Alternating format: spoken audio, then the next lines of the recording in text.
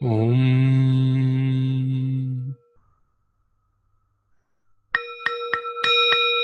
Om. Boomer. Botch. Andy. Sebastian. Brent. Dan. And Greg. All right, gentlemen. Give me a moment. Good evening for those of you on the East Coast. It is your commissioner bringing you week 5, episode 5 of the Commissioner's Report. Still trying to get episode 4 off Rico. I really can't share it through GroupMe, so maybe a group text. Anyway, let's get into it. Standings through 4 weeks. Nino and I both 4-0. It's bullshit that he's higher, but that'll change after this week. Evan Levinson 2-2. Hunter is also 2-2, getting a pretty big win off of or against Evan last week, and Boomer's sitting down there at 1-3. In the JV, we've got Greg sitting atop the division at a impressive 3-1. Brent and Dan are both 2-2. Andrew, Sebastian 1-3, and Botch is he's reeling right now. Player of the week last week was Mr. Alvin Kamara of the New Orleans Saints. He happens to be on Nino's roster, and he had 181 yards, 3 touchdowns, and 38.6 points against the New York Giants in a victory that crushed me. Game of the weeks, it was the roommate rivalry games. I picked Greg to beat Sebastian. I picked Andrew to beat Brent, but I was wrong. And I picked Nino to beat Botch, and that was an easy pick right there. This week, in the catfight edition of the roommates, former foes, both very feline in their character traits and their mannerisms. You know, Evan's like a domesticated cat. Dan's more like a stray, like a tabby. But 2-2 teams. Jesus. Evan in the varsity, Dan the JV. I'm picking Evan in this game. I think it's going to be a close one, but Evan's got some firepower on his team. He's got the Rams and he's got Gurley and someone else in the Rams, I think. But and Kirk Cousins. Well, okay. Now that I think about it, Kirk Cousins isn't going to really have a good game against the Eagles. Excuse me. But nonetheless, Evan to win that game. Then the game that we've all been talking about, been hearing about, me against Nino, the undefeated showdown, 4-0, taking on 4-0, the two top dogs. There can only be one alpha. God damn it, that's me. Sorry, Nino, nothing against you or your Bills Mafia, but it's just time for you to lose one. Time for me to continue to separate and push the pace of an undefeated season. In a swing of events, we're doing an owner profile. Since I can't play any music, we're going to profile Gregory Spry, owner of the New Jersey 45ers this week. His team has also been known as Throbbing Hood and Team Ramrod. Here you can see Greg is a ladies' man. This is at Sebastian's pool party circa 2018. Look at him, just having fun.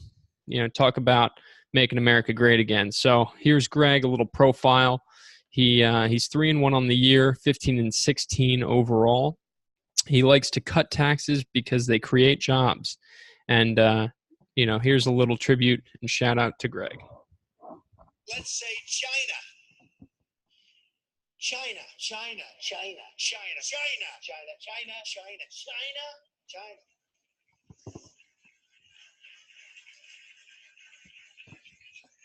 You go over to China. You take China. China. I love them. China. I have to have my China. China, because China.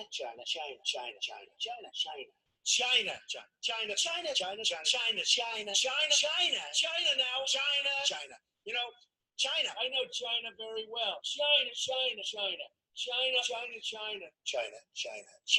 Northwest Wisconsin, where I'm from. It's China to me, China. China.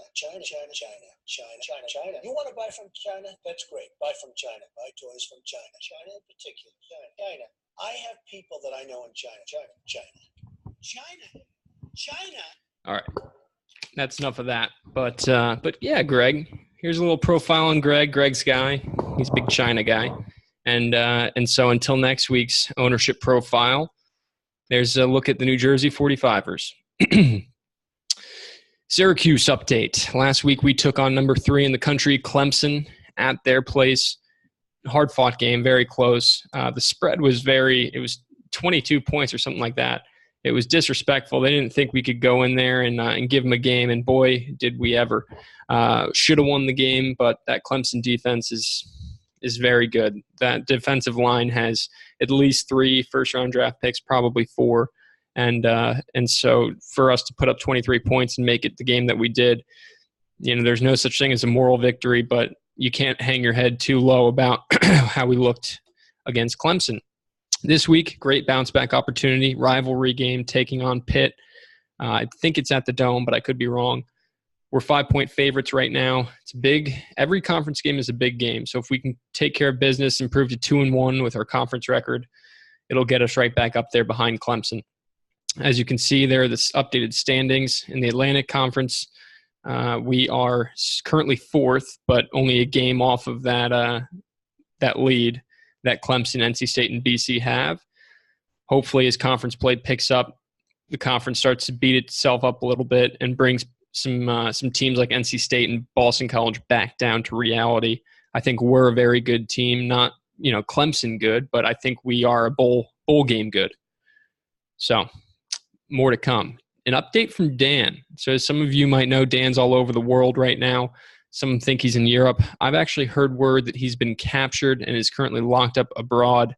And he's sent word via Kim Jong-un. So with that, enjoy. Why is everyone so fucking stupid? Why aren't more people intelligent like me? I'm so lonely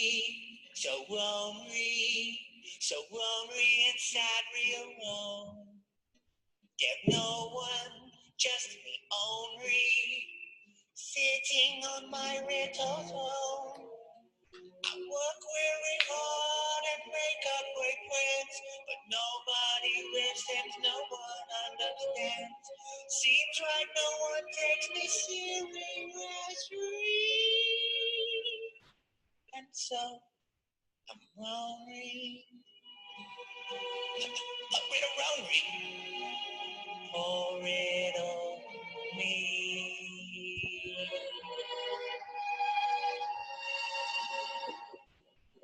There's nobody I can relate to.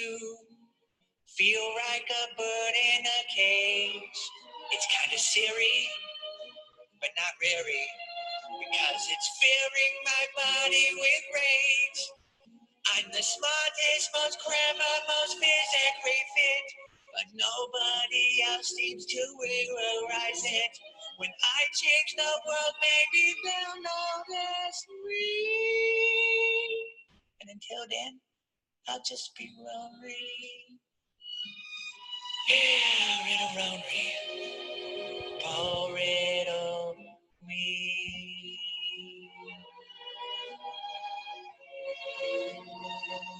I'm so lonely.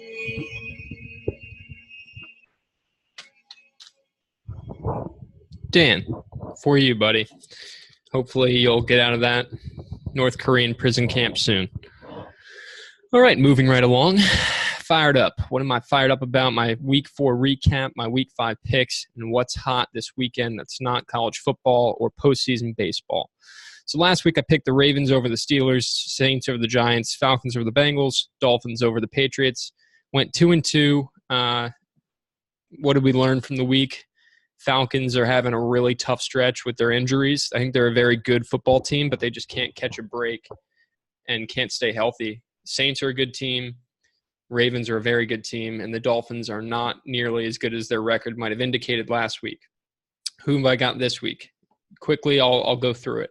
Raiders at the Chargers. StubHub Center is basically a home game for the away team because Chargers just don't have any fans in LA. Raiders have a ton of fans in LA. I think that atmosphere, plus the fact that they got their first win at home against the Browns last weekend, gives them the confidence heading into the StubHub Center to get the necessary divisional win. I like the Raiders 5-point dogs, 5.5-point dogs. Titans 3.5-point favorite over the Bills up in Buffalo. I think Titans, they're a very confident football team. They have all the pieces that a playoff caliber team needs. Good quarterback, very good offensive line, weapons around them, and then a staunch defense with a defensive-minded coach. I think Titans are going to make slight work of the Bills and head up into Orchard Park and take care of business. The Bengals at home against the Dolphins. Bengals are 6.5-point favorites.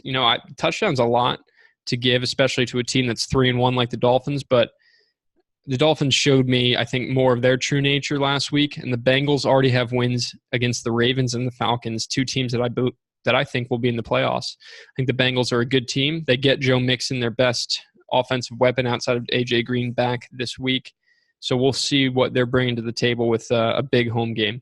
And then lastly, the Jags on the road at the Chiefs. Jags are 3-point dogs on the road.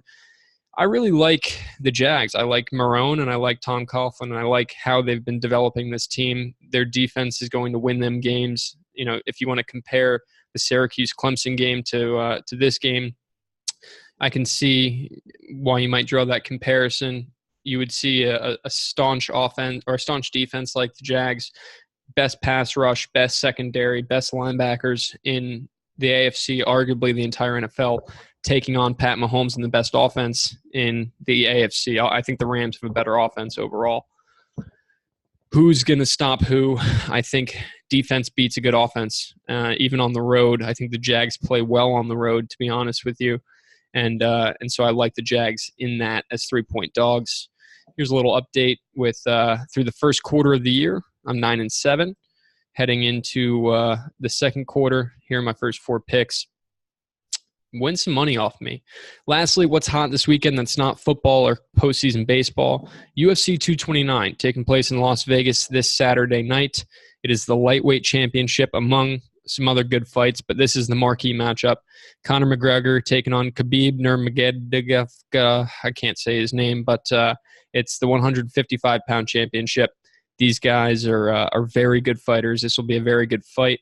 My prediction, if Conor can keep it standing up, which means if he's able to defend Khabib's takedown attempts. Khabib is a wrestling background. He's a psycho, but he's a wrestling background, and he gets his opponent down onto the ground where he uses his elbows and his submissions and his wrestling just pressure to get his opponents to submit.